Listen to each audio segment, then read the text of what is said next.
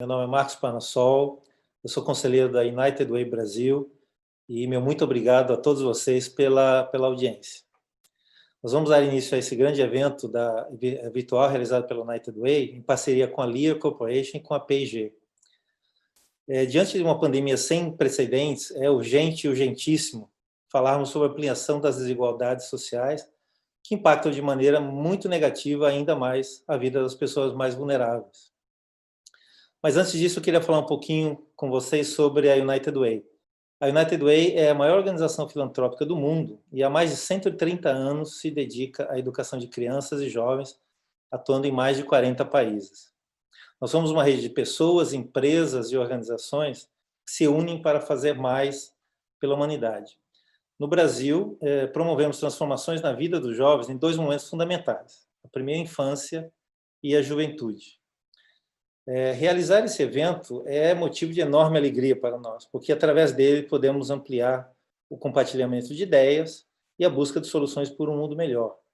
Ou seja, trocarmos ideias e nos educarmos, porque é aí que nós acreditamos que está a solução, através da educação.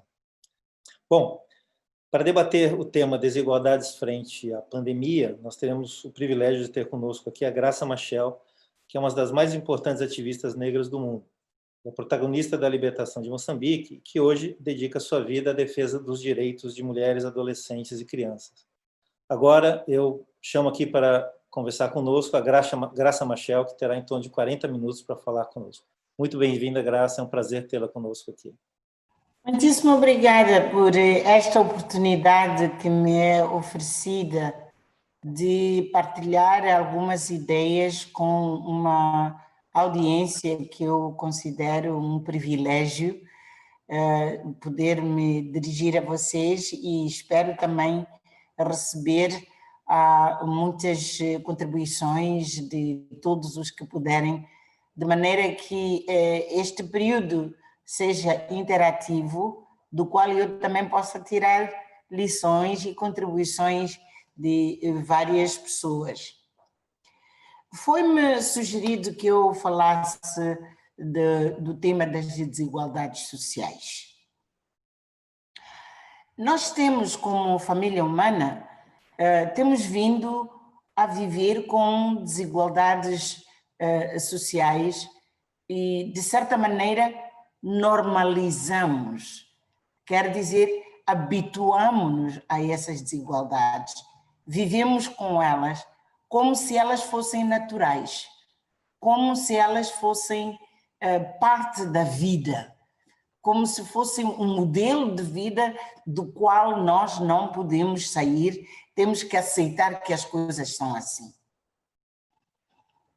Ora, nos tempos do Covid-19, essas desigualdades vieram ao de cima, à superfície, de uma forma tão gritante, tão flagrante, que não há como nós pensarmos no nosso dia a dia e pensarmos no futuro sem olharmos para essas desigualdades, porque elas são tão chocantes e são tão visíveis que nos confrontam de tal maneira que a nossa consciência não consegue ignorá-las.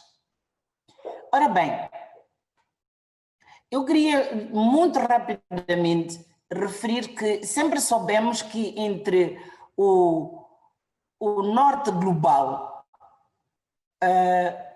recursos como conhecimento, como o desenvolvimento da economia, como o desenvolvimento de serviços sociais e o desenvolvimento mesmo, quer dizer, de instituições que protegem os direitos dos cidadãos, nós sempre olhamos para o norte como aquele que é muito mais desenvolvido. O sul global, que inclui a América Latina, onde o Brasil está, a Ásia e nós aqui em África, temos vindo a viver com essa desigualdade definida por hemisférios, como também se fosse normal. E alguns dos nossos países no sul global habituaram-se a pedir e a esperar que de norte venham soluções para as nossas gravíssimas situações de pobreza, de falta de cobertura. Não há razão nenhuma para os povos do sul global aceitarem a relação de subalternidade que ainda existe em relação ao norte global. E usei o exemplo de que grande parte dos recursos que contribuíram para o desenvolvimento do norte global saíram de países do sul global. Saíram da América Latina, saíram de África e saíram da Ásia. Ora bem, nós devemos, como povos do sul global, devemos reivindicar, primeiro, que nos dias de hoje nós temos acesso já ao conhecimento científico, ao conhecimento técnico e tecnológico que nos permite apropriarmos desse conhecimento e usarmos recursos que estão ainda nos nossos países para acelerarmos o nosso próprio desenvolvimento e igualarmos o nosso bem-estar como povos àquilo que é possível atingir em pleno século XXI. Não há razão nenhuma para nós continuarmos a ter parte dos nossos povos a viverem, por exemplo, sem acesso à eletricidade, sem acesso à água, sem acesso a serviços decentes, no sentido de serviços de qualidade, em particular nas zonas rurais. Não há razão nenhuma. Nós devemos reivindicar para nós o direito e a capacidade de usarmos o conhecimento, transformar os recursos que nós temos para providenciar o bem-estar a todo e qualquer cidadão dos nossos povos. Portanto, as desigualdades que nós hoje vivemos devem ser questionadas profundamente e devem ser reguladas por uma atitude de afirmação assertiva dos nossos povos na relação que nós devemos ter com o norte global. Mas deixa-me vir para a África, que é de onde eu sou e eu vivo aqui. O nosso continente, neste momento, é aquele que tem os índices os índices sociais, todos os índices sociais que queira, são dos mais baixos.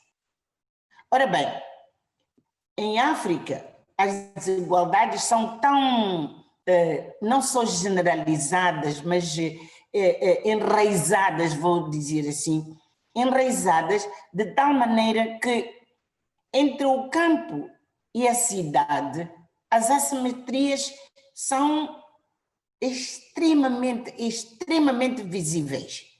Quando eu falo, por exemplo, de cobertura, vou insistir neste caso de cobertura de eletricidade. Há países no meu continente em que apenas 30% da população tem acesso à eletricidade. Eu vou falar de Moçambique. Neste momento estamos apenas com 26% da população que tem acesso à eletricidade. Como é que é possível desenvolver um país assim? E naturalmente, porque não temos acesso à eletricidade, também não podemos falar de acesso à internet. Não podemos falar de acesso, por exemplo, de condições para que, em tempos de Covid, em vez de nós termos reuniões, não é, presenciais, podemos ter acesso a reuniões online em que todo mundo, quer esteja na cidade, quer no campo, possa ter acesso. Não é possível. Deixa-me dar um exemplo que está muito mais próximo do meu coração. Por causa de prevenção do Covid-19, muitos países africanos justamente decidiram que era preciso suspender as aulas presenciais e que, portanto, as crianças estão em casa até este momento. O que é que isso significa? é que a televisão, na maior parte dos países africanos, cobre apenas 40% da população. E nos países mais pobres, como Moçambique, cobre apenas 10% ou ainda menos da população. E, por consequência, significa que as crianças, os milhões de crianças, neste caso são perto de 8 milhões de crianças moçambicanas que estão no ensino primário, por exemplo, estão em casa. E só 5% no máximo é que terá acesso ao ensino online. Todas as outras crianças não têm esse direito. Ora bem, também podíamos dar, isso são dados do Unicef, podíamos dizer, também em termos tecnológicos, não é? Perto de 90% dos alunos no continente não têm acesso, não têm computador em casa. Podem ter computador na escola, os governos têm estado a tentar colocar computadores nas escolas, mas não têm computador em casa, uma vez que para a prevenção do Covid se diz fiquem em casa, assistam às aulas através da televisão, assistam às aulas através de online usando o computador. Então, nós temos cerca de 90% de crianças que simplesmente não têm acesso a aulas nenhumas. Isto é um dos exemplos das tais desigualdades na nossa sociedade que são absolutamente chocantes e absolutamente inaceitáveis.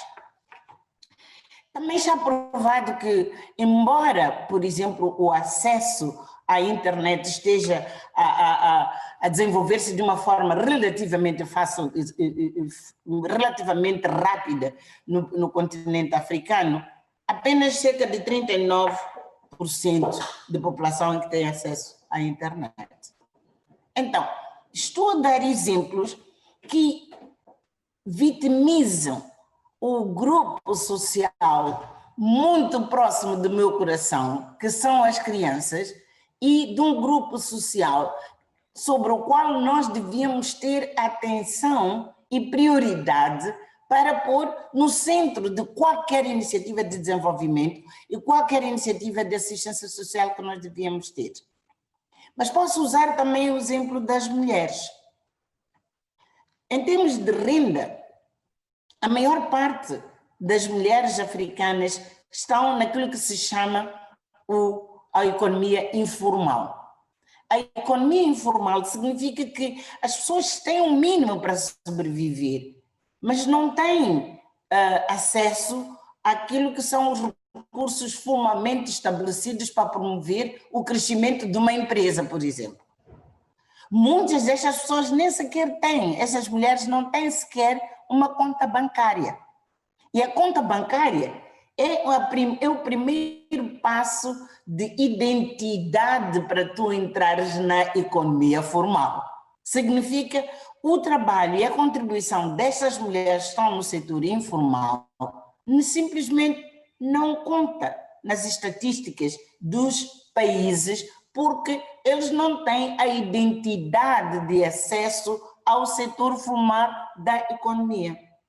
Eu poderia dar um exemplo também que nós todos conhecemos de que as mulheres do mundo e aqui no meu país também, para o mesmo trabalho, as mulheres são sempre pagas muito menos. Às vezes chega ao ponto de ser 20% menos do que um homem ganha no mesmo trabalho, com os mesmos conhecimentos e com o mesmo produto em termos de resultado do seu trabalho, mas simplesmente porque são mulheres, recebem menos. Nós temos imensos casos que poderíamos indicar de discriminação e marginalização das mulheres. No entanto, no continente africano, o pouco de estabilidade social que nós temos se deve efetivamente, ao facto de que as mulheres é que produzem alimentos. Cerca de 80% dos nossos alimentos são produzidos pelas mulheres nas zonas rurais. 2, as mulheres é que fazem o trabalho em casa, que não é remunerado, para tratar da família, tratar dos filhos, dos doentes, dos idosos e até tratar dos seus maridos. independentemente de qualquer rendimento. Só porque são mulheres, fazem um trabalho duplo de produzir alimentos para nós, fazem também o trabalho em casa, mas ele não é nem num nem no outro caso é reconhecido. Nós poderíamos dar um outro exemplo, que afeta as mulheres mais jovens. As meninas, quer no campo, quer na cidade, no nosso continente africano, têm muito menos oportunidades de completar o ensino primário. Em alguns casos, chega mesmo ao ponto de apenas 40% das meninas é que terminam o ensino primário. Mas quando vai da transição do primário para o secundário, apenas 20 e tal por cento de meninas é que têm acesso ao ensino secundário. O que quer dizer que o investimento na mulher adulta de aqui a 10, 15 anos continua a ser muito aquém daquilo que seria desejável para nós conseguirmos a tal igualdade. E a única razão porque essas meninas têm muito menos oportunidades é porque elas nasceram meninas, não nasceram meninos. E são desigualdades que estão tão institucionalizadas que às vezes não nos damos ao trabalho de reconhecer no nosso cotidiano e sentirmos que isto não é justo, é um problema de justiça social e é um problema de direitos humanos. No entanto, habituámos-nos a aceitá-los como se fossem normais. Então, eu submeto a esta audiência de que nós temos que ter os nossos olhos muito mais abertos, temos que ter a nossa consciência muito mais alerta para dizer que estas desigualdades não são uma dádiva de Deus. Estas desigualdades foram construídas por sistemas que nós temos a obrigação de desmantelar. Sejam elas sistemas que sejam políticos, sistemas que afetam a economia, sistemas que afetam todos os setores sociais, quer seja educação, saúde e acesso a muitos outros serviços. São sistemas que foram feitos pela mão humana e tem que ser a mão humana desmantelar essas desigualdades. Agora, no tempo do Covid, eu queria talvez vir para aqui antes que o meu tempo termine. Todos nós estamos conscientes que aqueles que foram mais profundamente afetados pelo Covid são mulheres e crianças. Se nós tínhamos feito alguns avanços para frente, esses grupos sociais foram forçados a fazer 3, 4 passos para trás. Ora bem, quando o mundo começa a desenhar e a reimaginar o mundo pós-Covid, eu submeto que é fundamental que a cara de uma mulher, a cara das crianças, esteja no centro do redesenhar das políticas que nós estamos a fazer. De maneira que nós não falemos de números, mas falemos de pessoas reais, que são aquelas que devem ter acesso a muito mais recursos e são aqueles que os estados, os governos,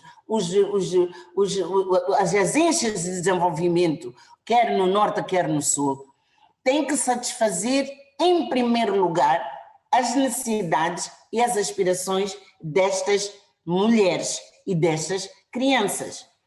Ao fazer isso, estão a resolver problemas estruturais que nós vimos aceitando e vimos vivendo com elas.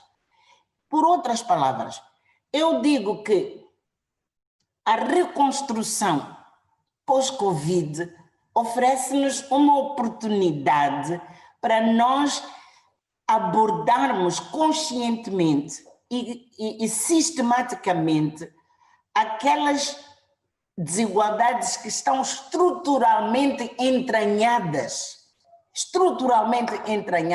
em todos os nossos sistemas.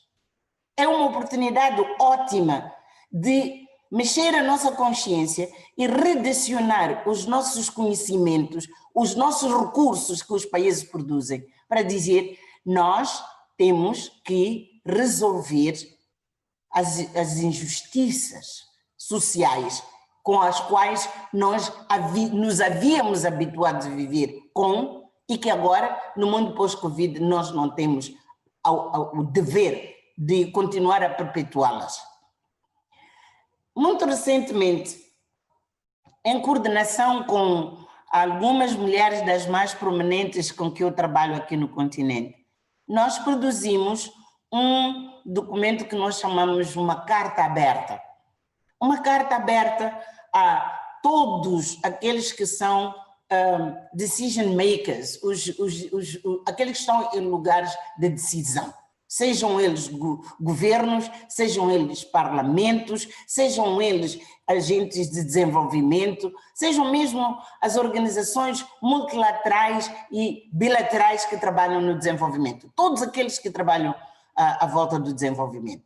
E nós fazemos de novo que não deve haver qualquer reconstrução pós-Covid que não ouça ouvir as vozes das mulheres.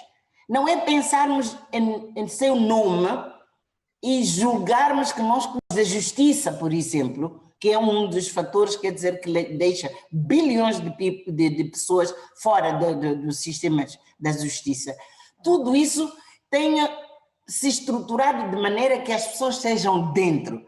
E no momento em que estiverem dentro, então vamos começar uma outra etapa em que a contribuição de todos vai permitir o benefício por parte de todos.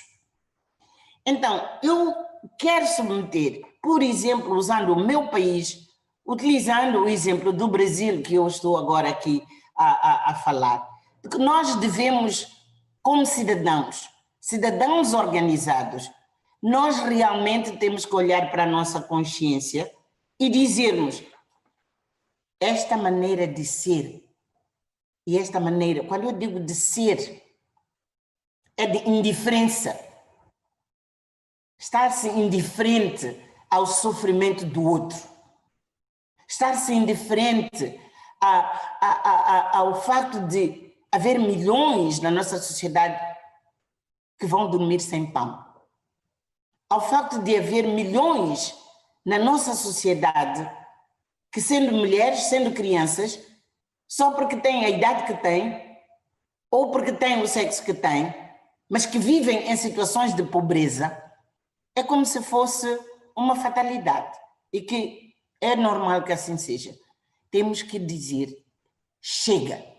Este tipo de discriminação não nos dignifica. Por outras palavras, é contra o mínimo de reconhecimento, é contra o reconhecimento de que todos os homens nascem iguais.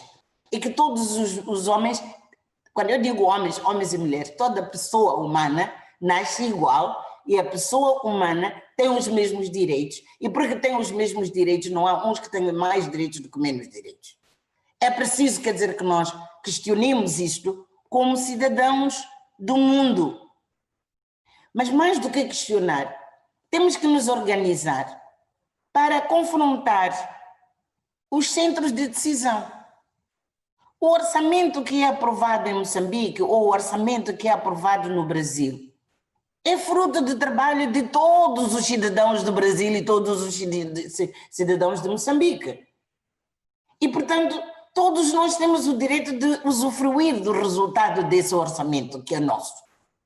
E por essa razão, nós temos que exigir que os orçamentos sejam elaborados, distribuídos, executados de maneira a beneficiar a todos os cidadãos, e não mais a uns e menos a outros. Nós temos realmente que confrontar e perguntar como é que nós vamos desmantelar os sistemas que existem, que mesmo quando chega o momento da eleição, o meu voto como mulher rural, o meu voto como jovem desempregado, não conta da mesma maneira que o voto de outra pessoa que esteja numa posição mais privilegiada. Por quê? Somos homens e mulheres exatamente iguais. Nós temos que usar a força, por exemplo, a força do nosso voto para exigir transformação. E para dizer que isto não pode continuar assim. E não pode porque não deve. E não deve, porque não há justificação nem legal, nem moral, para que as coisas continuem como estão. Eu submeto também nesta conversa de que nós temos que nos inspirarmos nos exemplos uns dos outros. Há países que fazem relativamente melhor do que outros. Esses devem ser de inspiração para sabermos como é que eles estão a fazer, qual é o bem que eles estão a fazer e como é que nós podemos usar isso de maneira a avançarmos as nossas causas sociais também. Por exemplo, eu já estive no Brasil. Eu fui convidada pelo Zumbi dos Palmares para me dirigir à universidade. E eu fiquei incrivelmente chocada. No Brasil, ainda hoje, para um negro ter acesso ao ensino superior ainda é um privilégio. O meu país, Moçambique, eu não digo que não seja privilégio, mas nós já avançamos muito nisso. Pelo menos acesso ao ensino, acesso à ciência. Não é questão de ser filho do camponês ou filho do operário. Essas barreiras nós já conseguimos vencer. É verdade que pode-se discutir a qualidade desse ensino, mas o tool, quer dizer, a ferramenta mais importante que as pessoas que vivem em situações desfavorecidas têm, a ferramenta mais importante é ter acesso ao conhecimento científico e tecnológico, é ter acesso ao emprego, é ter acesso, quer dizer, aquilo que permite a criatividade de cada um poder vir cá para fora, realizar o bem-estar da pessoa, da família, da sua comunidade e por isso mesmo, quer dizer, da nação inteira. E eu submeto, quer dizer, que o Brasil tem que começar a questionar essas coisas. Por que é que se discrimina tanto os negros ao ponto de discriminar no ensino superior? E eu gostaria que vocês olhassem também para o exemplo que nós tivemos agora nos Estados Unidos.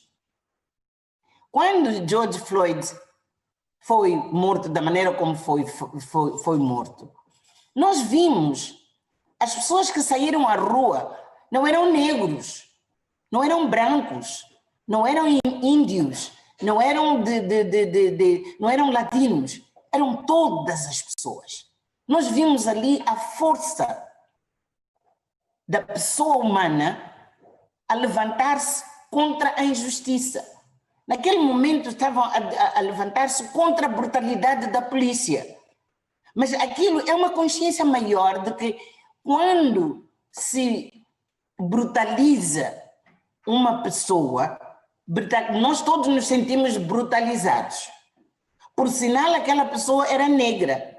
Mas todas as pessoas, todos os cidadãos, ou a maior parte dos cidadãos nos Estados Unidos, se sentiu brutalizada e se levantou e, de facto, foi a manifestação mais bonita que eu jamais tinha visto em termos de unidade à volta de um princípio fundamental que é de direitos humanos. Eu gostaria que o Brasil olhasse para aqueles casos e dissesse como é que nós podemos ter pessoas de todas as raças, de todos os estatutos sociais, homens, mulheres, jovens, e se levantarem não apenas para dizer que são direitos dos negros, são direitos de todos, somos nós como cidadãos conscientes de uma mesma república, cidadãos pertencentes a uma mesma nação. E essa lição que eu estou a partilhar com o Brasil, nós estamos aqui a discutir aqui em Moçambique também, aqui em África também. Como vocês sabem, eu vivo na África do Sul também. E na África do Sul, as sequelas do apartheid ainda são muito, muito, muito palpáveis e muito visíveis em todos os setores da vida nacional. E estamos a olhar para isto e dizemos, é a altura de nós assumirmos que a maneira como nós todos nascemos iguais obriga a nossa consciência para nos levantarmos todos contra a injustiça, seja ela de que natureza for, mas mais importantemente agora estamos a falar, quer dizer, da igualdade racial também. Então, eu penso que o Covid-19 está a trazer-nos oportunidades excepcionais que nós não devemos desperdiçar. De tal maneira que eu acho que também não foi por acaso, quer dizer, que aquele levantamento que se deu em muitas cidades do mundo contra a morte de George Floyd, não foi por acaso que se realizou também em período do Covid e depois, não é bem pós-Covid, mas no momento em que havia maior consciência de que todos nós somos iguais. E por que isso aconteceu? Mesmo em cidades daquilo que eu chamei no princípio o norte global, o Covid mostrou a fragilidade humana, mostrou a fragilidade das instituições, dos sistemas. E por causa disso, esse sentido de que não importa onde tu tiveres nascido, não importa em que país em que tu estás, há um momento em que nós todos nos sentimos vulneráveis e por isso, dentro dessa vulnerabilidade, nós todos temos que nos juntar contra um inimigo comum, neste caso é o vírus. Mas isso também contribuiu, por exemplo, que quando se deu um caso flagrante de racismo, todas as pessoas sentissem aquela humilhação não é contra um negro, é contra uma pessoa humana. E porque eu sou humano, eu vou me colocar na rua, eu vou exigir a igualdade, eu vou exigir o fim da brutalidade, eu vou exigir o fim da discriminação racial. São essas oportunidades que nos estão a ser trazidas neste século XXI, num momento em que nós temos a possibilidade de facto de irmos a fundo dentro de nós próprios, dentro das nossas sociedades e definir os passos que nós devemos tomar para desmantelar os sistemas que nos fazem desiguais e construirmos juntos novos sistemas que permitam que nós continuemos iguais e reforcemos a nossa capacidade de vivermos iguais em sistemas de justiça social. Estas são as contribuições que eu quis trazer nessa questão que não é apenas a região do mundo onde tu estás, não é apenas o país em que tu estás, não é apenas o facto de tu teres nascido homem ou mulher, é o facto de todos nós merecemos e podemos ter uma vida digna, em que se respeita a dignidade humana. E nós, cada um de nós, no nosso espaço, temos que definir como é que, a partir de agora, de uma maneira sistemática, de uma maneira focalizada, nós nunca voltemos àquilo que aconteceu antes.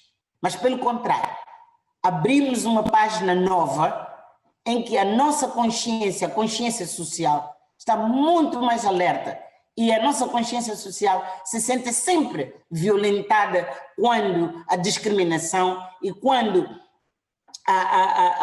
a injustiça é feita com qualquer um de nós. Eu gostaria de terminar por aqui. Eu acho que os meus 40 minutos terminam por aqui. E mais uma vez eu agradeço a oportunidade que me foi dada de partilhar algumas reflexões convosco e espero receber o feedback dessa nossa conversa, de maneira que eu também me possa enriquecer com aquilo que são as contribuições dos outros. Muito obrigada.